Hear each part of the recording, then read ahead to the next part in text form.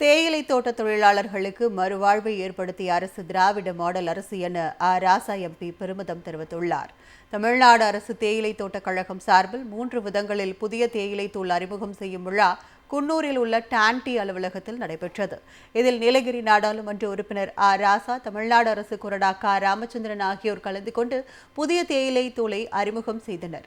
இதனைத் தொடர்ந்து தமிழ்நாடு அரசு கழகத்தில் பணியாற்றி வரும் 817 தொழிலாளர்களுக்கும் 74 ஓய்வு பெற்ற பணியாளர்களுக்கும் அவர்களுக்கு வழங்கப்பட வேண்டிய நிதியை ராசா எம்பி வழங்கினார். மாவட்ட பொறுப்பாளர் KM ராஜு உள்ளிட்டோர் இதில் கலந்து கொண்டனர். பின்னர் விழாவில் பேசிய ராசா எம்பி, கடந்த அதிமுக ஆட்சியில் ₹1 கூட தேயிலை தோட்ட தொழிலாளர்களுக்கு வழங்காத நிலையில் 35 கோடி ரூபாய்க்கு மேல் நிதி ஒதுக்கி தேயிலை தோட்ட தொழிலாளர்களுக்கு மறுவாழ்வை ஏற்படுத்தியது திராவிட மாடல் ஆட்சி என பெருமிதம் தெரிவித்தார்.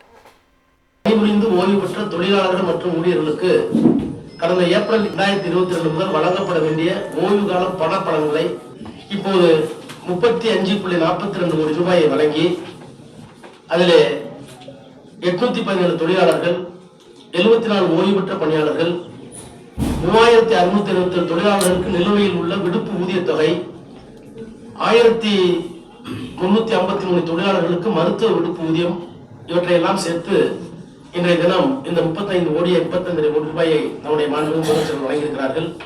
தேயிலை தோட்ட தொழிலாளர்களுக்கு மறுவாழ்வை ஏற்படுத்திய அரசு திராவிட மாடல் அரசு என ராசா எம்பி பெருமிதம் தெரிவித்துள்ளார். தமிழ்நாடு அரசு தேயிலை தோட்ட கழகம் சார்பில் 3 விதங்களில் புதிய தேயிலை தூள் அறிமுகம் செய்யும் விழா குன்னூரில் உள்ள டான்டி அலுவலகத்தில் நடைபெற்றது. இதில் நீலகிரி நாடாளுமன்ற உறுப்பினர் ராசா, தமிழ்நாடு அரசு கொறடா ராமச்சந்திரன் ஆகியோர் கலந்து கொண்டு புதிய தேயிலை தூளை அறிமுகம் செய்தனர்.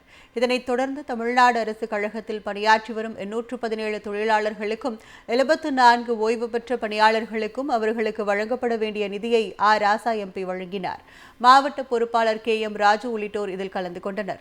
பின்னர் விழாவில் பேசிய ராசா எம்பி, கடந்த அதிமுக ஆட்சியில் ₹1 கூட தேயிலை தோட்ட தொழிலாளர்களுக்கு வழங்காத நிலையில் 35 கோடி ரூபாய்க்கு மேல் நிதி ஒதுக்கி தேயிலை தோட்ட தொழிலாளர்களுக்கு மறுவாழ்வை ஏற்படுத்தியது திராவிட மாடல் ஆட்சி என பெருமிதம் தெரிவித்தார்.